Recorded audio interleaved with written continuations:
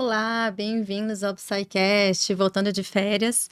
Nosso primeiro episódio de 2026. Sejam bem-vindos à nossa casa aqui. Né? Venham participar conosco com conversas importantes sobre filmes, questões psicológicas, questões do ser humano, que não está só no filme, mas está também dentro da tua casa. Então, nos acompanhe esse primeiro episódio desse ano.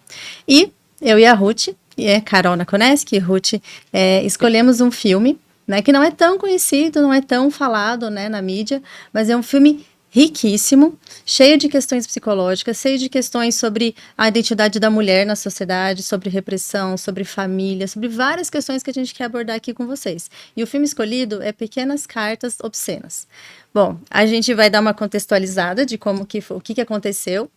Esse filme ele acontece mais ou menos por volta de 1920, que foi um pós-guerra. E era um momento onde as mulheres estavam recentemente assumindo novos papéis na sociedade, né? Então, antes da guerra, ali os homens assumiam os trabalhos, a parte intelectual, eles eram reconhecidos e a mulher ela ficava mais no background, mais no domicílio, mais cuidando da casa, cuidando dos filhos. Quando os homens foram para a guerra, as mulheres precisaram assumir esses lugares, porque alguém precisava entregar as cartas, alguém precisava assumir a polícia, né? Então, as mulheres foram assumindo alguns papéis estratégicos na sociedade, né? E o filme vai passar nesse contexto, Sim. Porque depois que os homens voltaram da guerra, as mulheres tiveram que sair dos seus empregos. Algumas ficaram, mas muitas tiveram que voltar ao papel anterior. Só que o papel que elas tinham que voltar não era só o papel de donas de casa, mas era também um papel de submissão. Sim. Um papel onde elas não tinham voz, um papel onde tudo que fosse fora do que era no script, o que era ali moralmente aceito, não era só imoral, mas era criminoso. E hoje a gente quer trazer um pouquinho sobre isso. Mas a gente não quer falar sobre as cartas, exatamente. Não é exatamente sobre cartas. Não é sobre né? carta. No filme, temos duas personagens de destaque aqui, que é a Rose e a Edith. Né? Edith era uma senhora moralmente correta, muito religiosa, fazia tudo certinho. E Rose era irreverente, Rose era...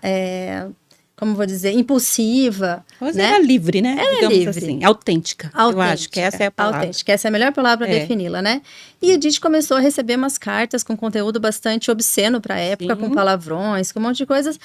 E aí começou a perguntar quem está escrevendo essas cartas, o que está acontecendo com a coitada da Edith. Tão cristã, né? Tão ali recatada, uma mulher, né, de casa, organizada, enfim. Tão certinha, né? Tão certinha, obediente e recatada do lar, né? Digamos assim, certo? Bom, teve esse contexto. Aliás, esse filme, ele foi inspirado numa história real, numa cidade do interior da Inglaterra, em uma época onde tudo era muito restritivo para as mulheres, onde tudo era muito suprimido para as mulheres. Mas nós vamos falar sobre cartas. Sim, não. Certo? Nós vamos falar sobre moralidade como mecanismo de defesa. Perfeito. Né? A gente, inclusive, vai usar alguns termos da psicanálise hoje. Nós somos TCC, né? Terapia Cognitivo-Comportamental é a nossa abordagem de trabalho, mas... Fomos lá visitar a psicanálise, né, Carol, para discutir um pouquinho. Então, a gente vai falar sobre a moral como disfarce, certo? Até porque, às vezes, o que escandaliza é o que mais... A pessoa que mais escandaliza é a que mais reprime. Aí é um ponto importante para começar, né? Eu tive uma professora na faculdade que ela batia muito nesse ponto. Na época, a discussão era sobre homofobia, que sempre... houve, né, pontos altos e havia muito posicionamento rígido sobre isso de alguns colegas da minha classe e eram religiosos. Esse é o ponto que a gente vai falar também aqui, né? Enfim, e aí ela bateu muito desse ponto. Ela falou, essa coisa da rigidez e da repressão está muito ligada a algo que tá, um conteúdo que possivelmente pode estar dentro de você. E nesse filme a gente vê isso muito claramente, uma repressão muito intensa, né, uma moralidade muito aguçada, né, sobre desejos reprimidos que haviam nesta pessoa. Então a moral, ela acaba entrando nesse contexto como um disfarce. Né? Edith não era apenas uma pessoa religiosa, recatada, né, do lar. Ela era rigidamente moral, aparentemente, né? E aí, Carol, uma pergunta que eu te faço. Quando a moral deixa de ser valor e vira defesa psíquica? A gente tem aqui 2 pontos que têm algo em comum, que é o valor, né? Então, a escolha, né, da religião a ser seguida, da moral, tudo isso tem uma construção familiar, social, né? Mas tem que bater lá dentro, né? Tem que dar, assim, bater com meus valores, de alguma forma. E aí, tudo bem, né? Pode ser muito saudável isso. Mas muitas vezes a gente percebe que existem crenças rígidas em torno disso, né? Então, se eu errar, eu vou me tornar uma pessoa má. Se eu pisar na bola, se eu falar alguma coisa, eu vou me tornar totalmente imoral, pecadora, indigna. Tem esse ponto. Agora tem o ponto de quando vira uma defesa psíquica, né? Então, quando que a rigidez pode virar? É quando eu tenho conflitos dentro de mim, incoerências dentro de mim, que eu utilizo uma ferramenta para tentar me proteger, para tentar me defender, né? E aí isso daí a gente vai amplificar em muitas possibilidades. A defesa de quê? Né, Ruth? Defesa de quê? Defesa de quê? Então, pensando nessa pergunta que você me faz, eu gostaria de explicar aqui um conceito da psicanálise chamado formação reativa. Tá? A formação reativa ocorre quando a pessoa expressa sentimentos, atitudes ou comportamentos opostos. Presta atenção, são opostos àqueles que inconscientemente são inaceitáveis ou ameaçadores para ela. Na prática, era o que acontecia, né? Então, ela era uma pessoa muito recatada, e ela, com esse comportamento recatado, a Edith, estamos falando da Edith, né? Ela estava tentando expressar um sentimento oposto ao que ela de fato era, ou o que ela de fato queria ser, né? E aí a gente tem uma outra personagem, que é a Rose, que autêntica, porque ela não estava utilizando o mecanismo, ela era o que era. Né, uma pessoa mais livre. E aí, a formação reativa, ela ocorre em várias situações da nossa vida, da nossa rotina. Muitas vezes, você tem uma pessoa que te persegue sem motivo. Né? Por exemplo, essa pessoa está no seu pé, ela te persegue, ela não te deixa em paz, é uma pessoa opressora e você fica perguntando, uau, o que eu fiz? E de fato não fez. Quando não fez, né? Quando há motivos, a gente está justificado. E aí, possivelmente, essa perseguição, dentro do conceito de formação reativa, tá? Essa perseguição vem de um sentimento, porque aqui está falando de sentimento, impulso ou necessidade, tá? Vem de sentimento, impulso ou necessidade referente a você, que é contrário ao comportamento. Ou seja, ela te persegue porque pode ser que lá dentro ela te admira, mas por uma questão de conveniência ou mesmo de ego, de orgulho, ela não pode admitir isso para você. Então, o que ela faz? Ela te persegue, né? Ela te pressiona, né? Isso é a formação reativa. Então, às vezes as pessoas têm impulsos internos e para não permitir que eles, né, venham para a consciência ou para o comportamento que ficaria inadequado. Por isso que a religião está muito ligada aqui, né? Muitos, inclusive pedófilos, se escondem na religião. E mais para frente, quando falarmos de religião, a gente vai falar um pouquinho melhor sobre isso. Então, eu reprimo o meu comportamento real, né, aquele que está pulsando em mim, através de um outro comportamento mais recatado. Né, porque é inconveniente ser assim. Né? É inconveniente dizer que ama, eu odeio. Entendeu? Sim. É inconveniente dizer que odeio, então eu amo muito, ou sou muito pegajoso. Na teoria cognitiva, a gente já fala isso de compensação, né? Compensação, Então, eu me sinto de um jeito, mas eu compenso no comportamento para parecer de outro, né? Sim. E muitas vezes isso é uma questão de sobrevivência mesmo, né? Até contextualizando um pouquinho mais o filme, Edith, ela era filha de um homem que era extremamente repressor. Ele era violento até, ele era muito agressivo. Uma série de... Machista, ele gritava, ele xingava. E ele reprimia muito ela, né? Então, quanta raiva essa mulher passou, né? Desde o início ali da infância, provavelmente. E ela guardou, né? Aquilo que você falou, né? De ter uma formação reativa, porque tem algo inibido dentro dela, mas ela poder reagir de outras formas, né? E geralmente a gente vê, né? Um movimento no ser humano de dualidades, de polarização, né, na tentativa de moldar um comportamento para se tornar adaptativo. Sim. Né? Então, por mais que lá dentro esteja uma incoerência interna, eu não acredito nisso, eu não acho que é isso, mas eu faço por sobrevivência. Certo. Né? Isso gera um grande sofrimento, né, Ruth? Na terapia do esquema, tem um esquema chamado inibição emocional. Né? E a inibição emocional conversa com a psicanálise quando diz que é uma tendência persistente em suprimir sentimentos, impulsos e necessidades, igual a formação reativa, né? Então, ela por que que esse comportamento existe? Por que que acontece, né? Esse esquema, ele é ativado? Porque a pessoa precisa evitar a desaprovação, que era o caso de Edith, né? Então, ela tentava ouvir uma cena, inclusive, que ela tenta se expressar para o pai, e ele se coloca, ela recua. Ela não pode ser desaprovada. Evita a punição, porque também havia punição, né? Evita manter, quer manter o controle da situação, quer prevenir a vergonha, evita perder o controle de tudo. Então, a pessoa acaba inibindo-se emocionalmente, né? Ela precisa ser mais conveniente do que para participar das convenções mesmo, do que ela gostaria de ser. Né? E isso é muito interessante, né? Que eu tenho experiências na clínica, né? Onde algumas pessoas chegam com essa rigidez moral muito aguçada. Eu acho que eu já até contei um episódio aqui de uma senhora que ela tinha 68 anos, ela tinha vivido uma situação de violência doméstica com o filho havia agredido, enfim, mas ela era cristã, né? Então ela não admitia dizer que estava triste. Eu acho que já falei disso aqui, não sei se eu não me lembro. Ela não admitia dizer que estava triste, ela reprimia esse sentimento autêntico, verdadeiro, legítimo, de estar triste, decepcionada e frustrada com o filho, e ela era aquela pessoa que procurava manter-se positiva, né?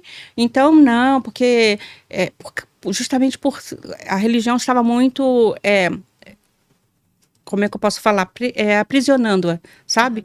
E aí ela não conseguia, ela foi para a terapia pelo contexto familiar mesmo, a família levou, né? Mas ela dizia assim, Jesus não quer que eu fique triste.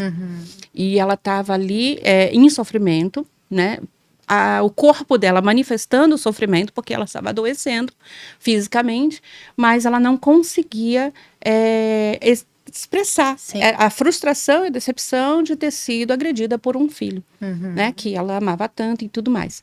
E aí, dentro do processo, foi muito libertador, né, porque ela conseguiu manifestar isso, que estava triste, sem se sentir culpada ou envergonhada de decepcionar o Cristo, a religião, sabe? Ela conseguiu entender, né, que uma coisa não vai... Livre para sentir. Isso, livre para sentir, né? E esse filme inteiro mostra isso, né? Mostra isso, e isso é muito interessante, né? Se a gente for pegar na terapia cognitiva, a gente vai ver Robert Leahy, né? Que é um dos principais teóricos, né, sobre regulação emocional, e ele fala isso, que as emoções, elas ou vão encontrar uma via saudável para se manifestarem, e se elas não encontrarem essa via saudável, elas vão encontrar uma que não é tão saudável assim. E a gente vê isso acontecer no filme. Até tem que dar um pouquinho mais de contexto, até um spoiler, né? Porque no final das contas ali, quem escrevia a carta, quem era acusada de escrever a carta era a Rose, mas quem escrevia era a Edith. Inclusive ela foi presa, a Rose, né? Ela foi presa e acusada, foi presa, né, por isso. Então, e Edith, então, ela trazia aqueles conteúdos, como a Ruth falou, que eram reprimidos, mas ela tinha liberdade de pôr na carta, e eram conteúdos não só obscenos, mas agressivos também, direcionada a outras pessoas para desqualificá-las, né, para desvalorizá-las, e também direcionada a ela mesma, que aí é um outro ponto também que é muito interessante. Bacana você observar isso. Muitas vezes a raiva reprimida, ela não vai ser dirigida somente a quem não tem nada a ver com isso, mas ela também vai ser direcionada à própria pessoa. Muito bom. Né? E isso a gente vê bastante na clínica também, casos de pessoas que se punem, que se automutilam, que se sabotam, não se permitem viver algumas coisas, não se permitem se colocar em alguns desafios que vão alavancar a vida delas, porque é uma punição. Se for pensar no desenvolvimento infantil, por exemplo, né, tem até uma certa idade ali, por volta de 10 anos ali, a criança ela não tem uma capacidade de abstração ainda, ela é concreta. Então, para ela, tudo que acontece no externo, principalmente com os pais, é lei. Então, se o pai falou que tá certo, o pai falou que tá errado. E aí constrói uma parte ali psíquica de que é o que o pai fala, certo? Certo. Mas, se ela se vê mais para frente indo contra isso, ela vai entrar em conflito interno. Né? Então, ela vai entrar, poxa, será que eu sou uma pessoa má para pensar isso daqui? Né? Então, será que a gente foi trazer ali para o filme, será que Edith era má por acusar uma outra pessoa, por escrever um conteúdo que desqualifica, que desvaloriza as pessoas? Sim. Ou no fundo, ela estava sendo má com ela mesma. Tá aí. Tem uma pergunta aqui no meu roteiro que diz assim, será que o problema era a vulgaridade das cartas ou era o desejo que elas revelavam? As cartas revelavam o desejo da Edith. Ninguém sabia quem estava escrevendo. Né? Então, será que é isso? Outra pergunta aqui. outra afirmativa. Quanto mais rígida a virtude, maior pode ser o impulso que ela tenta conter. Pense sobre isso. Quanto mais rígido somos sobre algo, e a gente não está falando de valores, que você já colocou aqui, e nem de princípios. Né? A gente não está conflitando com essa ideia de valor e princípio, porque sim, valores e princípios regem a nossa vida. Precisamos deles, né? Sempre. Mas a gente está falando de rigidez, ou seja, excesso. Estamos falando de excesso. Então, quanto mais rígida a virtude, né? Quanto mais rígido formos sobre algo, perigoso estarmos aí tentando conter um impulso que talvez a gente nem saiba, né, de onde está vindo e como está vindo, mas existe, né? E é isso. Então, assim, eu estou muito empolgada aqui com esse conteúdo aqui desse podcast hoje, porque eu percebi muita coisa bacana para a gente discutir, né, Carol? Sim, tem bastante coisa. E tem um outro ponto que é muito importante, né? Que é sobre a inveja. Né? A inveja, a gente está falando de sentimentos, falamos um pouquinho da raiva, e tem a questão da inveja. Né? Não temos as pessoas aqui, mas levanta a mão quem acha que inveja é errado. Que inveja é um problema, que inveja vai ser, né? E na verdade a inveja, ela é uma defesa do ego, né? Ela é um sentimento como outro qualquer, mas ela é uma coisa assim, eu vejo a Ruth aqui, me vejo aqui, opa, a Ruth tá bem melhor que eu começo a desqualificar a Ruth para eu me sentir melhor, é a defesa do ego. A princípio, não seria um problema, é um problema principalmente se eu puxar o tapete da Ruth. Sim. Né, o meu comportamento diante disso. Assim e foi o que aconteceu aqui, né, no filme. Foi o que aconteceu no filme. Então, assim como a raiva, eu posso sentir raiva, mas eu não posso bater no outro, desqualificar, xingar o outro. Eu até venho essa inveja, pode vir, eu não escolhi ter, mas o que eu vou fazer com ela? Né? E aí, trazendo para o filme, né, a questão, a inveja não é sobre ter, é sobre o que não se pode ser. Né? Então, a inveja ela é uma mistura de admiração com raiva. Eu admiro você, mas eu tenho raiva porque não sou eu.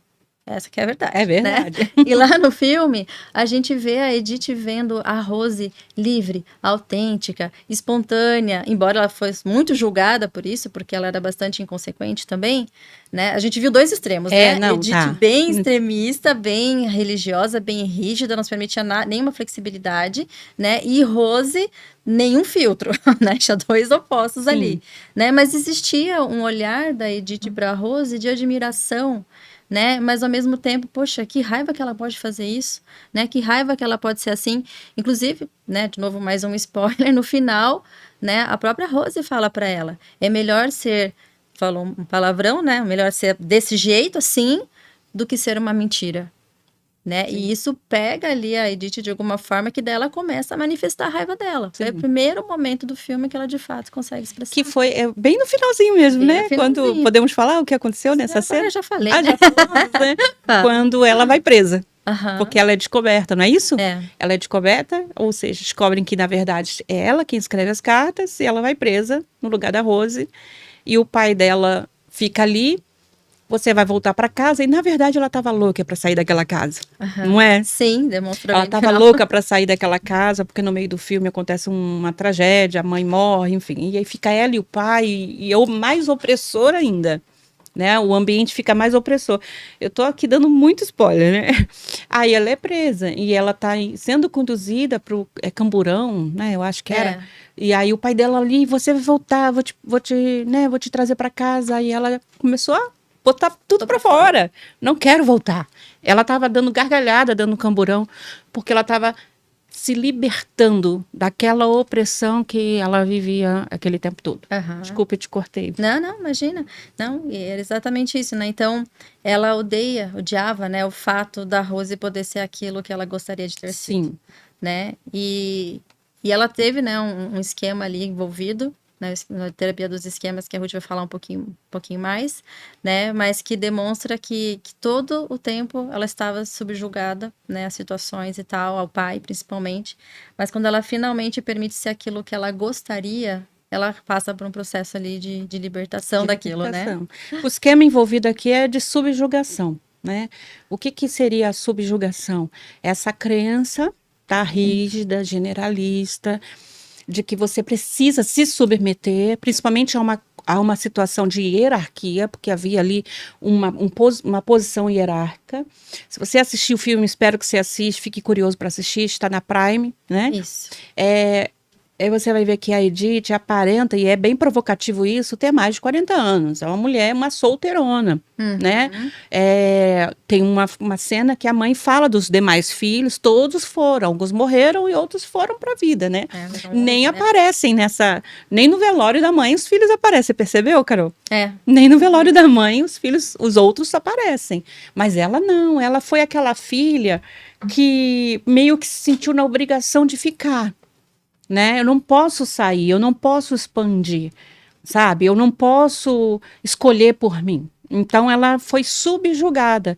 Ela estava na condição de condenada, né? E aí é aquela ideia de que se eu faço uma escolha, seja para uma carreira, seja sair de casa, né? Ter minha própria casa, seja escolher uma profissão, seja escolher um namorado, uma namorada...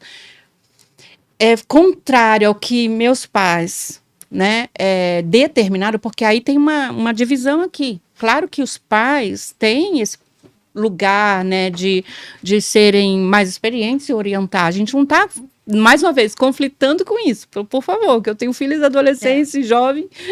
Eu entendo isso. Somos a favor dos limites. Somos né? a favor, somos limites saudáveis. Mas a gente não está falando desse limite, não. A gente está falando daquele excessivo, onde a pessoa acredita, mesmo sendo de maior, mesmo tendo autonomia financeira, que não era o caso da Edith, mas, do modo geral, na clínica a gente vê isso, né? Pessoas de maior, com autonomia, e não conseguem tomar decisões sozinhas, né? Precisam da anuência dos pais, né? Então elas vivem um esquema de subjugação ou emaranhamento, porque também tem um outro esquema escondido aqui que chama emaranhamento, quando está tudo emaranhado, tudo uma coisa só. Isso fere uma coisa muito importante, que é o princípio da individuação, tá? A individuação, ela não acontece quando há o nascimento, quando é cortado o cordão umbilical. Ali é o início desse processo, né? E ele vai amadurecendo e vai se tornando indivíduo, esse ser que nasceu vai se tornando indivíduo durante, né, a sua existência, e quando ele se torna adulto, personalidade é formada, né, fechadinha ali, córtex pré-frontal concluído, tudo certinho, né? Ele precisa ser autêntico consigo mesmo, porque ele é um indivíduo, né? Ele não é, ele tem uma história familiar, ele tem uma história consanguínea, inclusive, mas ele é um indivíduo, ele precisa ter a sua própria história agora escrita, né? Mesmo que no decorrer dessa caminhada aconteçam erros pelas escolhas, porque até esses erros fazem parte da construção desse indivíduo, né? Eu espero que você esteja entendendo. Então, no emaranhamento, não existe essa possibilidade. A pessoa até avança um pouco, mas ela está tão emaranhada. Pensa em teia de aranha, né? A teia de aranha, dizem que ela é tão forte, né, que ela é similar à força de um... Comparando, tá, gente? Fazendo aqui uma equiparação. Cabo de aço, né? Por isso que a presa, quando gruda na teia, ela estica um pouco essa teia para sair, mas ela não consegue sair. A teia é como uma mola, né? Traz de volta. O esquema de emaranhamento é isso, sabe? A pessoa tenta, ela estica um pouco, mas aí vem a rigidez de pensamento, eu sou inadequada, eu estou desafiando a hierarquia, eu estou sendo desrespeitosa, eu não posso falar, eu não posso colocar minha opinião, eu não posso me manifestar. E ela volta para o meio, né? Então, aqui nesse ponto que a Carol falou, né, tanto a subjugação está presente quanto o emaranhamento. Sim. Isso gera muito sofrimento. A gente pensa que não, porque a gente vive uma sociedade mais liberal, mas, na verdade, não é bem isso, não. Nas entrelinhas, né, eu recebo muita gente emaranhada e subjugada. Sim. Né? Algumas até já saíram de casa, mas não saíram do esquema, você entende? Não, eu estou morando sozinho, mas continua condenado, né? Sim. Resignado, a palavra resignação é essa, uma ideia de condenação, não tem o que fazer, né? Então é isso, gente, Esse é muito interessante. Isso é interessante mesmo, né? Então, Edith, ela acusou a Rose, ela foi contribuindo para a investigação no sentido de levar a Rose como culpada. Mas será que Edith odiava a Rose mesmo? Será que, né, o ódio, o sentimento que ela tinha era o ódio? Ou só que era outra coisa, né? O fato é que quando filhos passam por um autoritarismo, não autoridade, autoritarismo, Sim. que é exagerado, que é abusivo, né? O que vai acontecer? Essa pessoa não vai direcionar para os pais a raiva, né, o ódio. Ela vai direcionar para um bode expiatório. Sim. Que nesse caso do filme era a Rose. Era a Rose. Né? Isso a gente vê em pequenas escalas no dia a dia, né? A pessoa fica nervosa, sei lá, com o chefe, chega em casa, ela briga com o cachorro. Né? Mas assim, ou com o filho, enfim. Né? Então, assim, a figura de autoridade, dependendo do que representa para aquela pessoa, é inadmissível ela falar qualquer coisa. A gente não está falando de bater boca, a gente não está falando de desrespeitar a autoridade, a gente está falando muitas vezes de expressar. Olha, o jeito que você falou comigo, eu me senti mal. Sim. Eu me senti pequeno, me senti inferior. E não tinha, né? No caso, a gente não tinha qualquer espaço. Tem uma cena que eu achei muito interessante, muito mesmo. Gente, assistam o filme primeiro para vocês não saberem né, todos os spoilers aqui. Mas vale muito a pena. Contar tudo. Vale muito a pena, né? Tem uma cena em que a Edith, ela começa a contar para o pai dela e para a mãe. Acho que a mãe ainda estava lá. Falando de uma entrevista que ela deu no Jornal da Cidade, sim, né? Verdade. E ela contava ali que a sociedade estava, de alguma forma, engrandecendo a atitude dela como se ela fosse um sacrifício em prol de todas as outras mulheres que são virtuosas, que são, né, que são recatadas e tal, porque ela estava ali defendendo, se expondo, que ela recebeu as cartas obscenas e tal, mas ela estava ali enfrentando para conseguir prender a acusada, né? O que aconteceu nessa cena foi que o pai...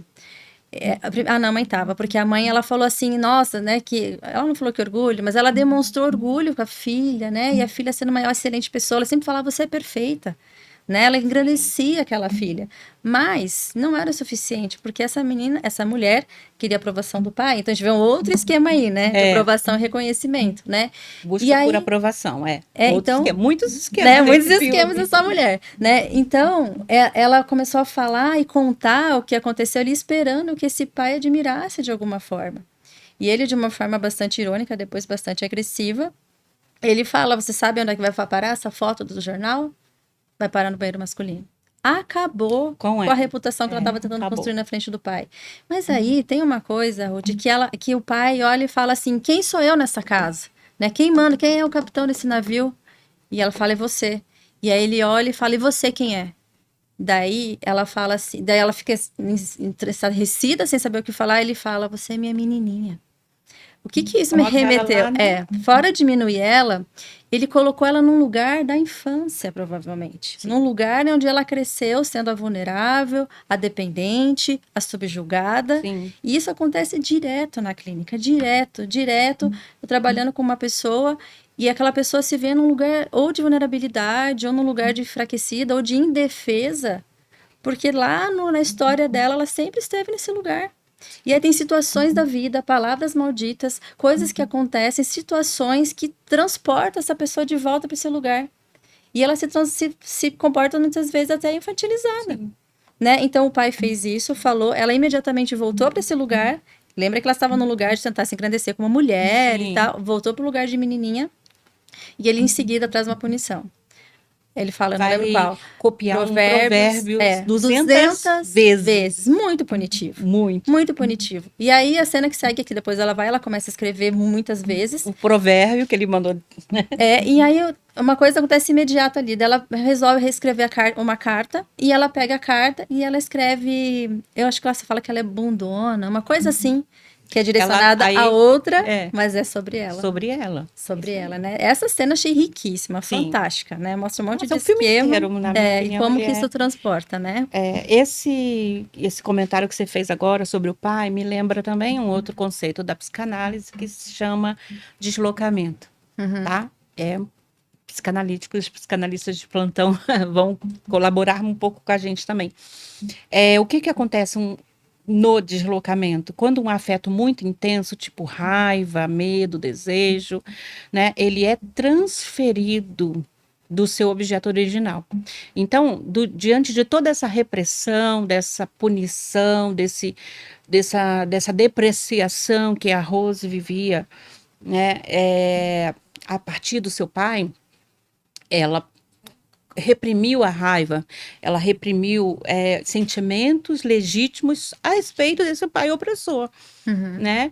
E aí o pai é o opressor, mas ele está numa hierarquia, né? Está num lugar que ela não pode dirigir a ele a raiva, então ela desloca essa raiva para outra pessoa. Você falou disso aqui, quantas vezes nós afetamos, nós dirigimos, né, atacamos os nossos pares, porque não podemos atacar quem de fato merecia.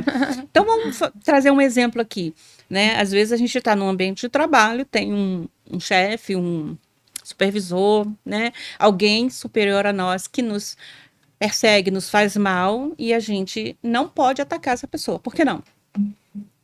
Porque você vai ser punido. Você vai ser punido com demissão, com, sei lá, né, qualquer outra coisa aí. E o pior de tudo é a demissão. Mas o que muitas vezes fazemos? Deslocamos essa raiva para outra. Aí a gente vai abastecer o carro, né? O atendente né, o frentista, de repente, deixa pingar uma gotinha lá da gasolina e a gente dirige a ele a raiva que era para a pessoa, o objeto original, que era o chefe. Ou chegamos em casa, certo? Pisamos num brinquedo que ficou na sala, não é isso? E a gente dirige a nossa raiva, né, à criança ou a família que está ali, que não tem nada a ver com a opressão que eu vivi, mas porque eu não posso dirigir ao chefe, eu vou deslocar isso para algum objeto. Pensa se isso não acontece na rotina, no dia a dia. Demais. Certeza. Isso acontece demais. Certeza. Né? Por exemplo, se a Edith pudesse manifestar a raiva ao seu pai, será que ela precisaria odiar tanto a Rose? Na verdade, ela nem odiava tanto. Eu acho que ela admirava muito a Rose, mas punir a Rose? Com certeza. Se ela tivesse espaço seguro, porque aí vem outro esquema, outra necessidade emocional que quando não satisfeita gera esquema, que é espaço para expressar as suas emoções e necessidades. Quando isso não acontece, desenvolve-se esquema, inibição emocional, privação emocional, sabe? Então, se ela pudesse manifestar raiva, né, contestar esse pai desde pequena, assim, não de forma rebelde, mas justa, né? O pai, por quê, né? Sim. Enfim, e avançar na sua individuação, no seu processo de maturação, será que ela faria esse movimento de escrever cartas obscenas para alguém ser responsável? É uma excelente pergunta, né? As emoções, quando elas não são vividas como elas têm que ser vividas e sentidas, né? Elas podem ser deslocadas, como a Ruth estava falando aqui, somatizadas no corpo, né? Ou emergir de uma forma indireta, mascarada.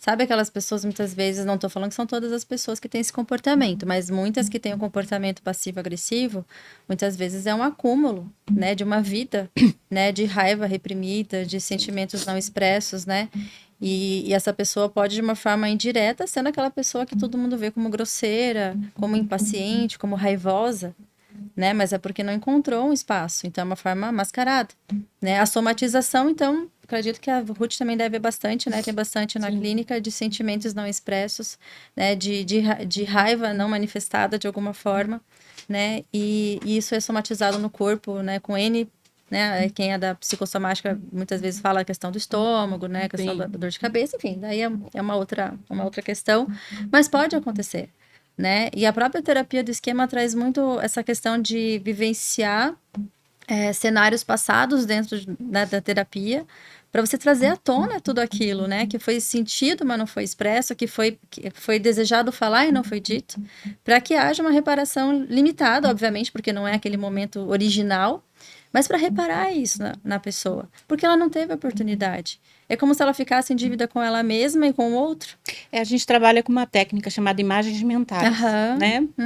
Eu apliquei recentemente, também. Foi poderoso. Nossa. Eu apliquei ontem. Aplicou ontem? Olha, então, viu? Tá bem fresquinho. Então, a imagem mental é uma técnica que a gente utiliza exatamente para a pessoa experimentar isso e se libertar. E ressignificar. Né? E ressignificar. Eu estou usando a palavra libertar mais por causa do filme mesmo, mas a ideia é isso, é ressignificar. É. E eu me lembro desse, foi 15 dias atrás, né? Foi uma coisa linda. Apesar de, né, sentir tanto, porque a dor volta como tivesse acontecendo naquele momento, E a né? gente acaba vivendo um pouquinho junto, né? Mas foi lindo, foi lindo. Foi É. lindo ver aquele processo acontecer. É restaurador. É restaurador. É isso. Restaurador. É lindo. Bom, nós somos apaixonadas também pela eu terapia dos sou. esquemas. Eu sou. Então a gente poderia ficar discorrendo aqui em várias coisas. Mas eu gostaria de trazer um outro ponto, Tá. que é o benefício do sofrimento, né? Interessante isso. Hein? E muitas pessoas vivem, né, o seu sofrimento ali e às vezes tem benefício nisso. Né? No caso do filme, a Edith, a princípio parecia que ela recebia essas cartas. Ela até fala isso, né? Ela fala parte? essa frase. Tem benefício no sofrimento. Tá. Ela fala. Tem uma cena que ela fala. Essa eu não tô lembrando. Porque a mãe dela coloca isso, você tá sofrendo, você tá sendo perseguida, coitada de você. E ela, mãe, tem benefício no sofrimento. É mesmo. Ela até fala que o nosso Senhor, ela fala da religião, de Jesus, que sofreu por nós e tudo mais, né? Sim. Você lembra agora? Sim, lembrei. Ela realmente menciona isso, né? Só que ela traz para esse lado, né, mais religioso, mais explicativo, conforme, né, a Ruth falou aqui. Mas a gente queria trazer um pouco como um ganho secundário. Tá. Né? Então, um ganho secundário da seguinte forma. Lembra que ela tinha os esquemas, né? Que você falou e tal. Então, por exemplo, de aprovação e tal. Quando ela se tornava em sofrimento na casa dela, ela tinha proteção. Né? O pai teve uma cena que ele foi brigar lá com a Rose, entrou em agressão física até. Da polícia também, né? Então, assim, uma pessoa que sempre foi jogada como uma menininha, né? Como uma vulnerável, como uma frágil e tal, ela tem um ganho secundário de que o pai está protegendo, que é outra necessidade emocional básica, né? De proteção e de cuidados, né? Então, ela tinha esse ganho secundário. E a gente vê também isso acontecer muito na vida real também, né? Então, por exemplo, tem um caso que eu peguei uma vez de uma moça e ela nasceu com uma deformidade na perna, tá? E eu teve algumas questões no nascimento dela e tal, e ela desde que nasceu, então, naquela condição. E o que aconteceu com essa menina é que ela começou, a determinado momento, ela começou a passar por cirurgias de correção, né? Passar para usar órtese e tal, para arrumar a postura, a perna, a marcha dela, tá? Só que essa menina, ela abraçou aquele sofrimento que ela tinha como parte da identidade dela, né? Então, desde que eu nasci, eu sou assim, né? E aí os pais ali investindo em ajudá-la, né? Para conseguir andar melhor, para conseguir subir escada, para ela conseguir fazer um esporte, alguma coisa assim, investindo nisso. E ela, né? Depois de muita terapia, de muitas sessões, ela trouxe, eu não quero mudar, eu sou assim. Eu tô acostumada as pessoas me ajudarem a subir escada, eu tô acostumada as pessoas a chamarem o elevador para mim, eu tô acostumada a me esperarem, eu tô acostumada. Quem vou ser se eu não tiver isso? Sim, olha. Conseguiu, né? Ela conseguiu tirar isso para fora, né? Então, muitas vezes, aquilo até que a gente julga como sofrimento, e a pessoa tem um sofrimento, mas ela ressignifica como parte dela. De repente, se tira aquilo, ela fala, mas então eu pertenço ao quê? Quem que eu sou, então? Né? Então, além do benefício secundário que as pessoas têm, que muitas vezes é a atenção, é o cuidado do outro, tem essa questão de confusão com a própria identidade. Sim. E isso é muito sério, porque se a pessoa viveu 18 anos de uma maneira e ela acredita que aquele é ela, como é que a gente arranca essa estrutura da pessoa? Essa identidade dela. Isso acontece muito com os bariátricos, sabia? Né? Eu não sei se você já... É uma mudança rápida, né? Muitas pessoas que fazem bariátricas, que se veem naquele corpo, né? Que não é o ideal, que não é o que gosta e tudo mais, gera sofrimento. Mas quando modificam isso de forma radical, né? Digamos assim, ela não se reconhece mais. Aí acontece disforia, né?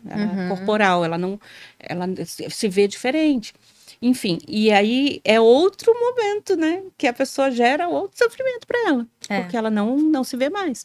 E aí desloca também para outros comportamentos. Então, ela deixa de ter problemas de compulsão alimentar E vai para outras compulsões, às vezes para sexo, às vezes para bebida alcoólica. Muitas pessoas que fizeram bariátricas que deslocam a compulsão para o alcoolismo, né? Mas por quê? Exatamente por isso. Tem uma falha ali onde ela perdeu a identidade. Ela era aquela pessoa, né? Eu tenho uma paciente que ela não fez bariátrica, mas ela conseguiu uma redução de peso enorme, com disciplina, com tudo mais, só que ela ainda está lidando com isso, porque ela falou assim, eu precisei comprar roupas, eu fui direto no Extra G, né? Eu fui direto lá. Ou quando ela pega uma roupa que agora é M, né? Ela acha que não cabe. Ela vê o tamanho, ela fala, não cabe em mim, né? E ela se pesa, ela tem Nutri, que tem o espelho, mas ela acha que não pesa. Então, aí não é só sobre o peso, é sobre identidade. A gente está falando disso. Tá? E se a gente for pensar bem, né, Ruth, também a identidade ela é construída há muitos anos, né? Ela é construída ali toda, né, a infância, adolescência e tal, e de repente mudanças que são rápidas ou mudanças assim, elas precisam ser trabalhadas. Por que a construção da identidade tem que ser processual e a desconstrução tem que ser imediata? Verdade. Né? Boa pergunta, viu, Carol? Né? Ecoou aqui agora. Não, Por que tem que ser? Por isso que a psicoterapia é chamada de processo. Né? E aí até cabe aqui explicar isso para algumas pessoas que acreditam que indo a uma sessão ou duas resolvem todas as coisas. Não, é um processo, porque você tem uma construção que leva anos, né? E precisa acontecer essa desconstrução de forma, até porque a gente não suportaria. É isso que acontece quando as pessoas mudam radicalmente, elas não suportam, né? Então,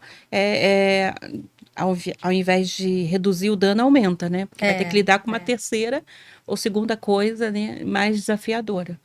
Mas boa pergunta essa sua. Exatamente. E aí vale lembrar também para as pessoas que estão em volta, né, a família, até os amigos, enfim, de ter essa empatia também, né? Às vezes o que é bom pra gente, o que é óbvio pra gente, não é óbvio pro outro. Né, você estava falando, estava lembrando de outros casos também, já peguei casos de pessoas que colocaram prótese ocular, então mudou a feição, mudou a expressão, né? E assim, era óbvio para todo mundo, as pessoas falavam, você ficou bonita, tá linda, tá tudo, né, perfeito e tal, e ela não se sentia ela. Então, o que é óbvio para o outro não é óbvio para você. Eu também já vi pessoas fazendo implante capilar e tirar. Não sei como, mas ele queria voltar a ser careca e foi uma luta. Faz parte da identidade. Identidade. Olha como isso é interessante. Legal. Agora, o ponto aqui dessa conversa que você começou falando da Edith é que ela precisava ser aquilo para ter a atenção que ela achava que merecia e poderia ter. Se ela não fosse daquele jeito, ela não teria a atenção. E era sobre o pai, principalmente, né? Minha menininha, te coloco no meu colo de novo. Você é vulnerável. Isso era importante para ela, porque na prática, na rotina, no dia a dia, ele não estava nem aí para ela. Não é verdade? Não estava nem aí. Ele não ligava. Eu me lembro da cena que, pós-morte da mãe, ela faz o almoço, não sei se exatamente por uma questão de paladar, ele rejeita o almoço que ela faz, você viu? Ele joga no lixo e ela fica assim, meio perdida. Mas de repente era paladar. Tá, mas ela estava ali, no lugar da mãe. Não houve nenhum acolhimento, filha. Tem uma orientação, melhora o sal, tira sal. Não, foi só... a atitude dele foi rejeitadora completamente. Né? Ele se vira e pega, joga fora e olha com desprezo. Então, assim, quando que ela tinha atenção dele? Quando ela era atacada pelas cartas. Quando que ele cuidava dela? Quando ele protegia? Quando ele foi lá na polícia pedir para, vamos processar, vamos dar um jeito nessa história. Quando ela foi atacada pelas cartas. Sem isso, ela não tinha nenhum valor, né? Então, é sobre isso. Sobre isso. Agora, eu quero falar um pouco sobre religião. Né? A religião como controle desse caos. Todo mundo sabe aqui, você também é cristã, né? Eu sou cristã, enfim, da minha rede, nunca escondi, sempre né, defendi isso aqui, eu sou cristã. Mas sei muito bem o quanto a religião né, ela é utilizada como um controle desse ego, muitas vezes na prática, né? A espiritualidade, ela é uma expansão. A espiritualidade é algo que nos conecta com algo que transcende, não é isso? Então, você, qualquer um de nós, vamos nos conectar com algo que transcenda. Isso é ser espiritual, tá? A gente está falando de uma religião que enquadra uma pessoa, né? E muitas das vezes esse enquadramento é justamente, isso está na história também, né? Das igrejas, enfim, para proteger algo que está muito, muito profundo, né? Enfim, então, quando a religião atua desse jeito, ela acaba acontecendo como uma anestesia emocional. Lembra da paciente que eu falei? Eu não posso sentir. Eu não posso dizer que que eu tô chateada e triste que meu filho me agrediu. Né? É como tomar uma anestesia. Mas por que não pode sentir? E foi interessante, porque ela trouxe muito conteúdo religioso e eu tive que usar o que ela trouxe, né? E eu falei, olha, mas tem um texto que fala, eu sei que isso muita gente vai ser contrário, mas não me importa. Tem um texto que fala que bem-aventurados que choram. E quem falou foi o seu Jesus. Eu falei assim para ela, porque ela estava falando do Jesus. Sim. Aí ela, é verdade, né? Então, você está entendendo? Ela colocou Jesus num lugar como se ele não permitisse sentir. E ele falou, olha, quem chora é bem-aventurado. E ela se permitiu através dali. Foi libertador para essa senhora. Aliás, um parênteses aqui, em várias partes da Bíblia você vê Jesus manifestando emoções. Emoções. Quando ele perde o primo ele não dele... Pecou, mas ele sentiu. Sentiu. Quando ele perde o primo dele, o primo, ele fica sozinho. Ele fala, deixa eu ficar sozinho. Ele vai para o meio de um barco e fica sozinho. Ah, ele foi orar. Não, ele foi sentir. Na minha opinião, ele foi sentir. Sim, afasta de mim esse cálice, tamanha angústia. Angústia? Então, a gente está falando de uma religião que anestesia, que enquadra, né? Que isola, aliena. Talvez seja essa uma palavra boa. A gente está falando, acho que não de espiritualidade, a gente está falando de religiosidade. Religiosidade, não é né? Por isso que eu falei, a espiritualidade, ela expande. Ela leva a gente a se conectar com o que transcende e tá tudo certo, faz a gente evoluir. A gente está falando de religiosidade. Então, a Rose era de uma família religiosa, né? A Rose, não, perdão, gente, a Edith. A Rose não tinha nada de religiosa, pelo contrário. A Edith era de uma família religiosa que enquadrava, né? Vai escrever 200 vezes o provérbio. Isso é pura religiosidade que é usada como punição, né? Então, você falou algo inadequado, vai escrever a Bíblia, replicar, né? Vai orar 10 vezes, vai dobrar o joelho no milho, enfim, vai pegar o terço e vai fazer, desculpa, eu não estou ofendendo a religião, pelo amor de Deus, não é meu objetivo, né? Mas eu quero trazer aqui algo que uma coisa sem a outra não funciona, é só enquadramento, é só anestesia. Né? Então ela estava entrando por um caminho de religiosidade para esconder os sentimentos. Sim. Né? E tem um ponto também, né, Ruth, que acho que vale a pena, isso serve para qualquer religião. Tá. Qualquer religião. E é sobre qualquer religião que a gente está falando. Sim. Inclusive, só para deixar claro. Aqui eu participo. Né, que eu vejo muito isso lá também. Sim, que é uma descontextualização de algo que é da espiritualidade. Sim. Né? Então, por exemplo, né, lá ela recebeu a punição de escrever provérbios várias vezes e tal, e justamente falava em aceitar a repressão. Mas a repressão daquele pai era uma repressão que não é ensinada espiritualmente falando. Né? Era uma repressão violenta. Então, assim, também a gente vê uma parte ali de um descontexto. Pega-se uma partezinha, pega-se um ensinamento e usa-se conforme você quer. Exatamente. Conforme você quer. Conforme você quer. Então, isso não é espiritualidade. Não é. Certo? Sem engano. Dentro do meio, agora falando da minha própria, o meio onde eu pratico a minha espiritualidade, digamos assim, muitas vezes eu vejo pessoas que estão adoecidas emocionalmente, depressivas, mas elas acham que não podem, inclusive, buscar um profissional para se tratar porque elas são espirituais. É outra forma de enquadrar. né? E a pessoa, recentemente recebi o contato de uma pessoa da igreja, inclusive, que tem um familiar cristão que atentou contra a sua vida. Eu não sei o contexto ainda, porque eu não conheci a pessoa direito, pessoalmente. Ainda vou conhecer na próxima semana.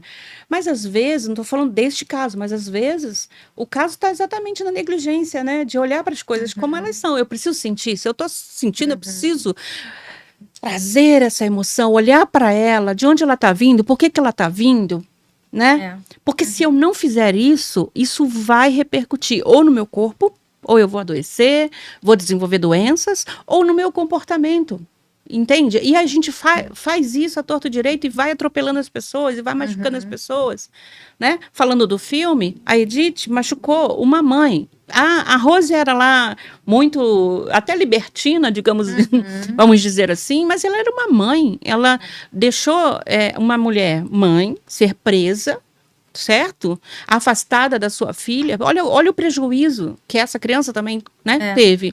A própria mãe dela, né? A própria mãe dela. O que aconteceu porque ela... A mãe... Vamos dar outro spoiler aqui, né? A mãe tem um infarto ali por causa de a última carta que ela escreveu. E quando que ela escreveu essa última carta? Depois de fazer o quê? Replicar o provérbio 200 vezes. Você percebe? Ou seja, não deu fruto. Né? Tava ali, ó, religiosamente, escrevendo o provérbio 200 vezes como a punição que o pai impôs. E aí ela escreveu uma outra, ali deu um impulso, ela escreveu uma carta dirigida a ela, né? E essa carta, ao chegar, quem recebeu foi a mãe. A mãe, ao ler, sofreu um infarto.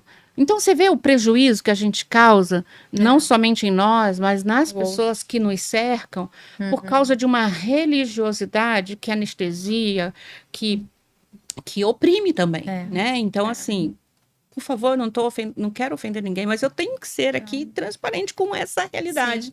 Acho que até como profissional de saúde, né? Enfim, estudiosas do ser humano, a gente tem que entender que tudo tem o seu lugar. Né? Então, muitas vezes as pessoas estão em sofrimento ou até tem uma psicopatologia mesmo, né? Uma questão psiquiátrica, um transtorno, alguma coisa. E muitas vezes as pessoas que estão no caos delas, elas ouvem é falta de Deus.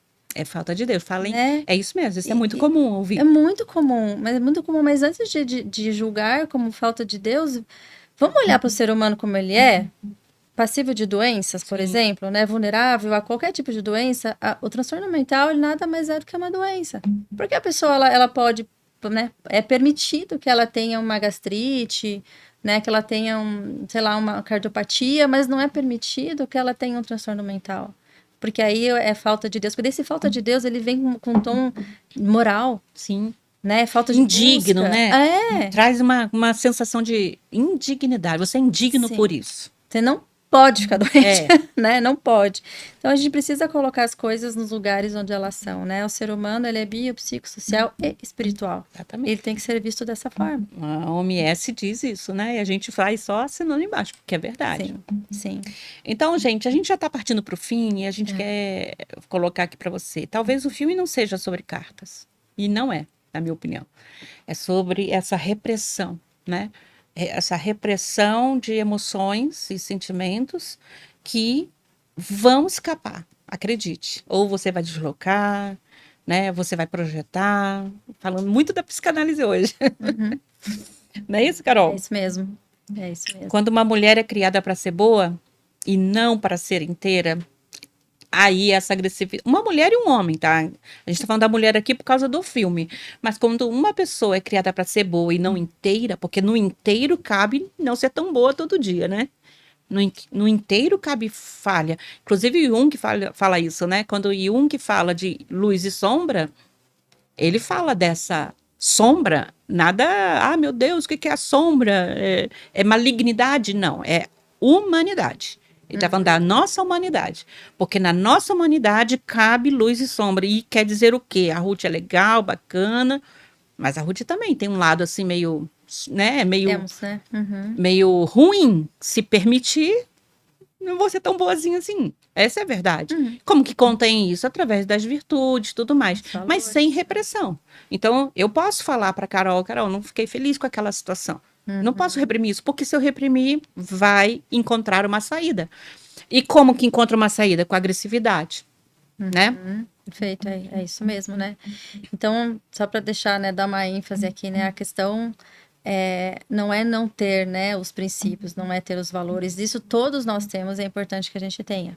Os nossos valores nos freiam muitas vezes, né? Eu não vou matar porque eu acredito que isso não é bom, né? Eu não vou fazer tal coisa porque eu não acredito que... Então, assim, mesmo colocado pelos pais, obviamente, né, tudo isso é super importante a gente ter. Mas a gente não tá falando disso. A gente está falando de uma coisa imposta, a gente está falando de uma coisa, né, com violência, com agressividade, né? Como que você ensina melhor o teu filho? Né? Você ensina, você tem que fazer porque eu estou mandando, ou você tem que fazer por causa disso, senão você vai ter essa consequência. Então, o ensinamento, a orientação, ela vai dar como fruto princípios e valores. A repressão, ela pode trazer raiva e agressividade, né? Esse que é o ponto. Eu quero fazer umas perguntinhas, vamos fazer um ping-pong? Vamos. É para você pensar, tá? Você já odiou alguém? Odiou em alguém aquilo que secretamente desejava viver? A sua moral é convicção ou é medo? Boa, boa. O que você chama de princípio pode ser apenas repressão? Pensa sobre isso. Quem você atacaria se você pudesse ser honesto? Essa é Sem boa. filtros, sem repressão. É mentira, né? Vamos ser honestos. Quem atacaria se pudesse ser Exatamente. honesto? Ai, meu Deus. Eu não vou responder, não. Não vamos responder essa. Mas não para vocês. Mas você pra pode mim... responder nos comentários depois. Boa. Mas eu vou responder para mim aqui. Eu tenho quem eu atacaria. Eu tô sendo honesta aqui, né? Sim, sim. A última pergunta, essa é para você pensar e refletir, tentar encontrar uma resposta mais honesta possível e trabalhar isso em você, tá? Seu sofrimento é dor legítima ou se tornou uma identidade? Essa é para ecoar. Pense sobre isso, tá bom? Essas perguntas, né, obviamente, elas talvez não tenham uma resposta exata. São mas retóricas, né? reflexão. São perguntas retóricas para reflexão. São perguntas para reflexão, porque elas podem levar diretamente uma conexão com a tua essência. E isso é importante para autoconhecimento, para mudança, para evitar sofrimentos desnecessários, né? E para você se colocar no mundo de uma forma mais justa com você mesma, mais honesta, claro, respeitando os limites sociais, emocionais das outras pessoas, enfim, mas se colocando de uma forma coerente com aquilo que você sente, com aquilo que você acredita, né? E essa que é a ideia que a gente quer trazer hoje para vocês. Isso aí. Carol, muito obrigada mais uma vez por estar aqui fazendo essa parceria comigo. Você sabe, né, que está aqui, ó, no meu coração. Isso é verdadeiro. Isso não é formação reativa, não, é verdadeiro. Amo estar aqui com você discutindo esses temas e estou muito feliz de a gente estar voltando. Tiramos aí um tempo, né, de férias, mas estamos de volta aqui e com muitas novidades, viu? A gente vai ter mais movimentação na nossa página, portanto, a gente pede a você que curta, compartilhe, comente, nos ajude a propagar, né? Se você gosta desse conteúdo, colabore conosco, né, Carol? É isso, tá? Comente, curta, compartilhe, reflita, reveja, assiste o filme, que vale muito a pena. Vale, o filme é muito bom, muito Vamos bom. juntas nessa. Também aceitamos sugestões, ideias. Se você, aliás, só falando em sugestão, se você deseja um filme que a gente não comentou ainda, não analisou, né? Coloque pra gente, de repente a gente vai usá-lo, tá certo? Como diz a Ruth, estamos abertas. Estamos abertas. Bem carioquês, né? Beijo, tchau, tchau. Beijo, tchau, tchau. É isso.